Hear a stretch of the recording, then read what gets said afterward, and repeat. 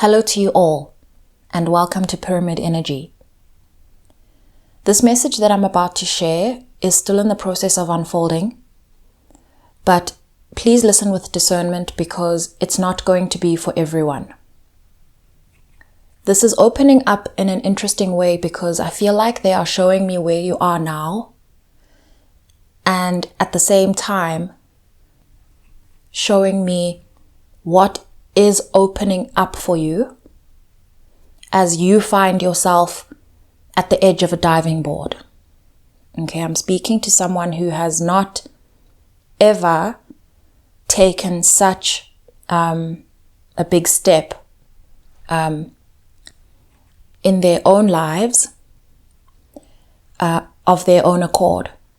What I mean by this is you've made a decision to take a step in a new direction and you're not forced. At least I'm saying that it's your decision. It's not a circumstance that has left you with no options. I want you to hear me correctly. The circumstances are not favorable, hence you're making this decision. But this is not like a job loss, okay, or someone walking out of your life. This is you deciding to take a dive. I see you at the edge of this diving board and I see you afraid, okay, and I see you very much in your mental space, lots happening mentally because this is not a real diving board. This is you're standing on the edge of this diving board and the water that you're diving into is unknown. Okay, so you're very much in the dark about what the future holds. I see you looking around to see whether there's anyone else in your position, what they would do, whether they've thought about, you're like in this heavy consideration space. And I'm here to confirm that you are not alone. I also feel like I need to just say to you, which is something you may already know, just to say to you that no one else's circumstances will ever match yours. And even if they did look similar to yours, what's happening in your mind and your heart is so unique, okay? Because your unique situation is very much based on how you're feeling and how you're perceiving your environment internally and outwardly, okay? As I consider like what's happening, one of the things that's happening in your mind is that you sort of imposing this need to be the director of your life on yourself. And it's adding a lot of pressure and taking up a lot of space. Okay, in your mind, it's occupying a lot of space, this idea that you need to direct where you're going to go. And what they're showing me is they'd like you to understand that how things are going to roll out, how things are going to turn out is hidden. It's not in your view for a reason. And the reason that they're showing me is that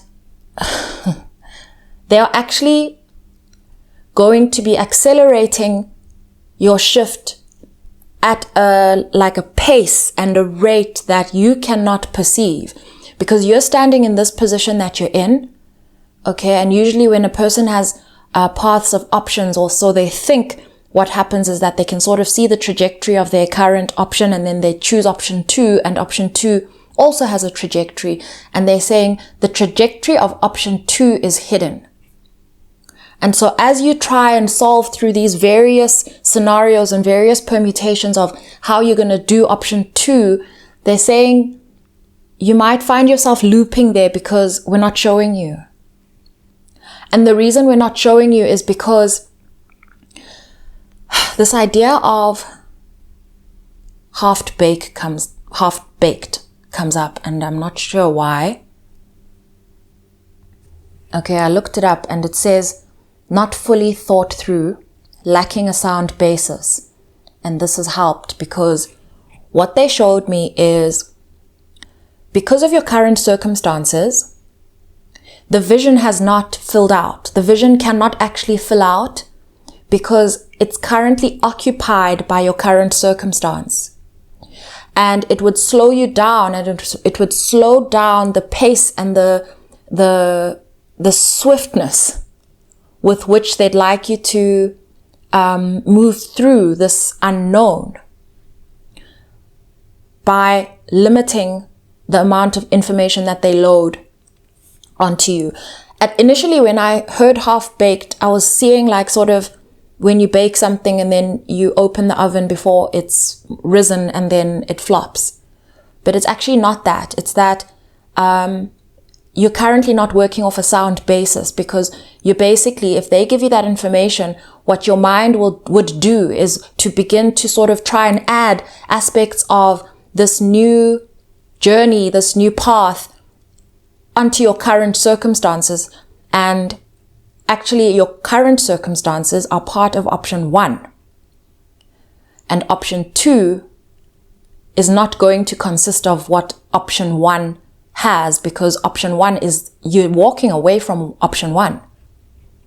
Okay? So this is a confirmation that you don't need to carry this heaviness of wanting to be this hectic leader in your life that has the vision and knows what to do next and knows how it's going to pan out. And they're saying that if you give it some time just to reason with this idea, that if you already know that option 2, whatever it holds, is more favorable than option 1, which has become untenable, then what we're left to work with here is trusting in your path and trusting that your heart knows way more than your mind can access on its own. We often talk about these structures that are outdated, and we often talk about it in terms of mindset and all of that stuff, and also existing systems and all of that, external things that we struggle with, and mindsets, beliefs, and all that. Okay, so now I want to bring in a different sort of way of looking at outdated structures. Your ideas that you have in your head about plans and how things need to happen, all of those structures can get in the way of allowing you to move through swiftly. Another thing that they want me to bring to you, okay, which might be something that on your own you may not want to go to that place, that thought. But we bring this thought, this consideration to the surface, this consideration that before it surfaces, it feels threatening. But once it surfaces, you're able to recognize that it's not a real threat. Is the idea that you will not end up in a more favorable place. Okay? Because the fear of not ending up in a more favorable place, that option 2 is not going to be favorable, is daunting. And so they're saying, rather than focusing on option 2, you could rather embrace the idea of shedding. Okay? Shedding for purposes of renewal. Because essentially you're giving yourself a chance at a clean slate of sorts, a clean slate. Clean meaning void of all the things that you no longer want in option 1. And they're saying this is actually an important part of the process. They want you to consider it. That was gentle. It's actually an essential part of the process. This shedding of the things that you no longer want in your life, these qualities. Okay, qualities. So this is no longer about people, places, and things. We're talking about qualities. So we want to shed those qualities because we do not want to carry those qualities into option 2. And so we now can embrace the idea of shedding option 1 without questioning what our new skin looks like, what our new place in the world looks like and feels. What they're showing me is sort of like in slow motion, the process of shedding certain qualities as things you need in your life, things you want to let go of. Of course, these qualities are attached to people, places, and things, past structures, past relationships. But they're showing me sort of in slow motion that gradually, as you let go of, let's call it this and that, as you let go of it, you're going to feel the lightness of the letting go. And with that feeling will come, you will grieve. Each piece that you let go of can tend to come with some grief. Okay? But grief is like one of those dark tunnels that are unavoidable. In fact, they're saying so much of your grief, you've done so much of it already. They're showing me like 80%. They're showing me like 80% of your grief you have already been through. The 20 sits in what will be revealed in option 2, just because you're already on the edge of the diving board. And so what's actually happened is that a lot of your grief has gone unacknowledged. A lot of your grief happened before you decided to climb up the stairs of the diving board and walk towards the edge. So they want to acknowledge your grief already and actually show you how far it's brought you. Sometimes we attach grief to past painful experiences, what others have done to us, and we don't realize that it's our own process of like, this word is coming up and I know it doesn't exist, like de-skinning ourselves. Okay? But even just that idea, I mean, it's a little bit of a horrific visual, let's say, and the imagery I'm using is actually of a snake. When I said shedding, I was referring to a snake. But they're actually pointing out that the most raw and the most painful aspects happened alone. You were alone on those aspects. And now it's more around the how of everything. It's more around the how of everything. Once you find yourself in your position where you are standing, you've already made your decision. The reason you haven't jumped is because you're trying to figure out what option 2 looks like. And I'm understanding that the reason for this message is not to tell you to jump. Definitely not. This is a confirmation for someone who's aware of where they are in their lives and what's happening in their mind. And so the reason for this message is actually to explain to you the logic of not having that information, that it will actually inhibit the speed, the growth, the pace at which you actually have the opportunity to move through this. They are not talking about rushing anything. They are not referring to rushing anything, and they are not encouraging rushing through anything. They just want to dissolve this understanding that you do not make changes completely unprepared. And so there are logistics to be considered. They say this is understandable. There are logistics to be considered. However, you're thinking way past those logistics. You are trying to work out what looks like very minor practical details that go way further than what you're able to grasp. You're actually going way further into the idea. Yes, you're going way further into the quality of where you want to be. Okay? They're saying this is the balance between, as you're manifesting, let's say, a new space for yourself, they're saying you've got to find a balance between logistics. When they say logistics, they're referring to more practical considerations, and then a balance between logistics and qualities. Okay, like your quality of life, who you're going to become, what you'll be like, how you're going to feel, all of those things. And they're saying that's exactly why we are wanting to rather focus on option one and shedding, because you're shedding qualities in option one, getting clear on that. They're saying that helps to firstly clear up a lot around logistics. It makes a lot of if you just separate these concepts in your mind, it helps you to clarify logistics much easier. Okay, and also it doesn't allow you then to transfer the qualities from option one onto the qualities of option two. They're saying you cannot perceive who you're going to be.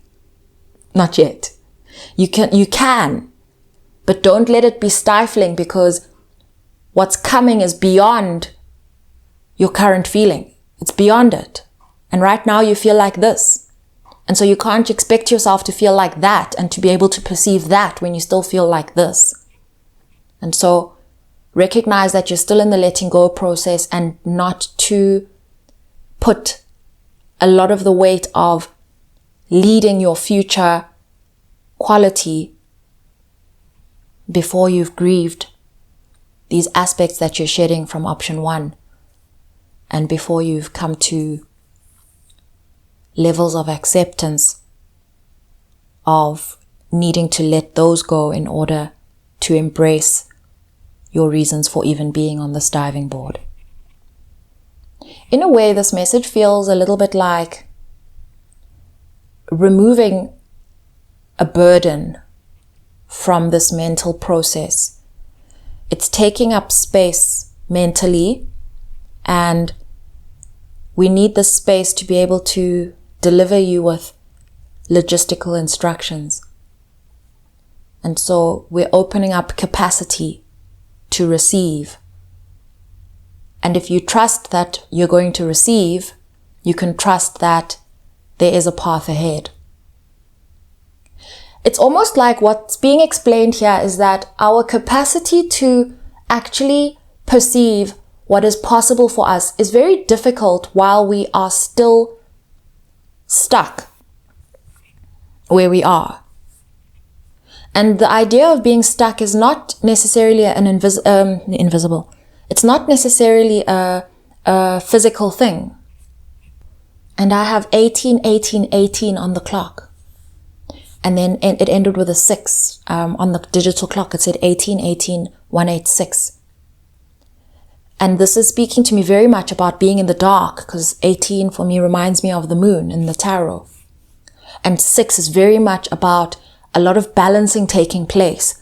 And so you are needing to, and this is, if this message is for you, find a peace and your balance and acceptance with the idea that you're not going to have that information that you believe that you need to direct yourself into this new option 2. This is a reading about trust. It's a reading about trust.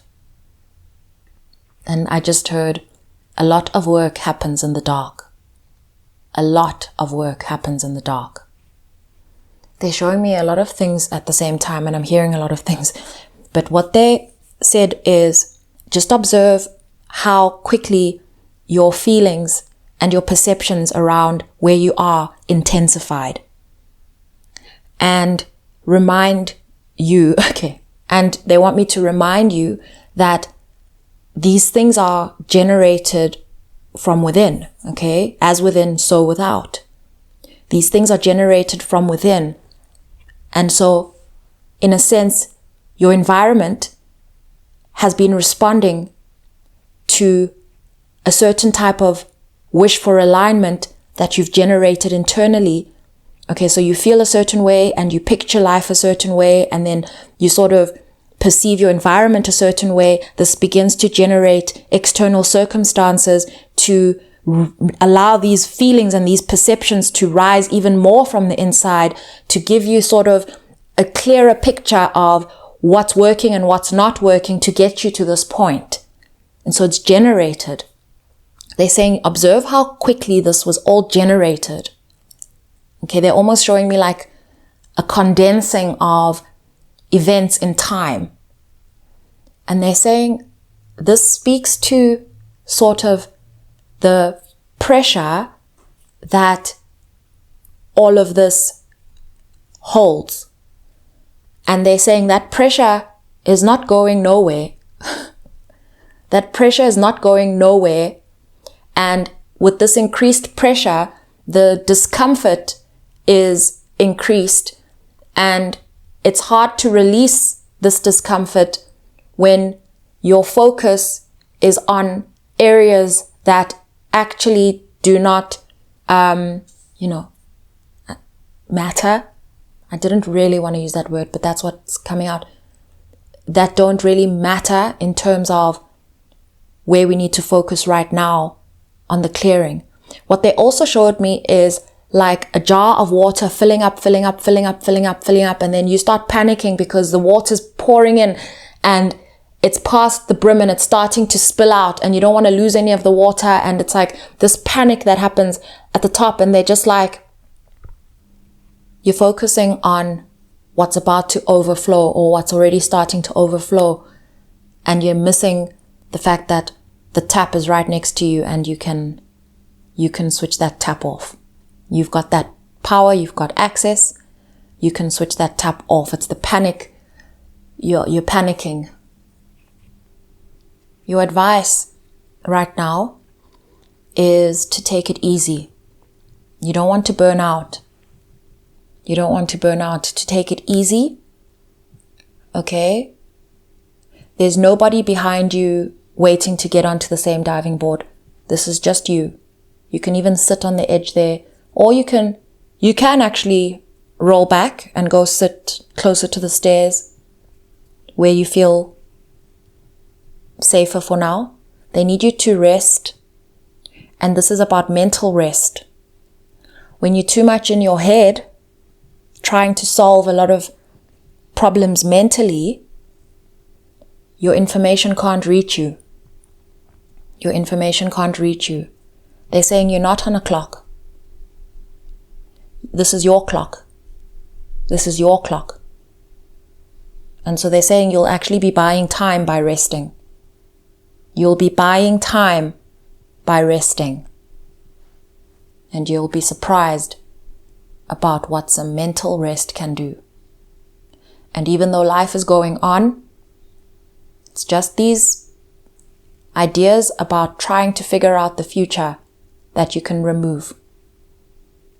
And this will open up your capacity to maintain the things that you actually still want to keep, to maintain. Okay, I'm going to leave this message here.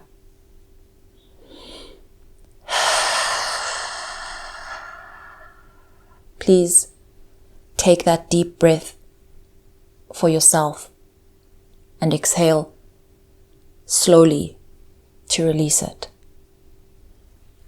I sort of got to the end of this and I was going to close it.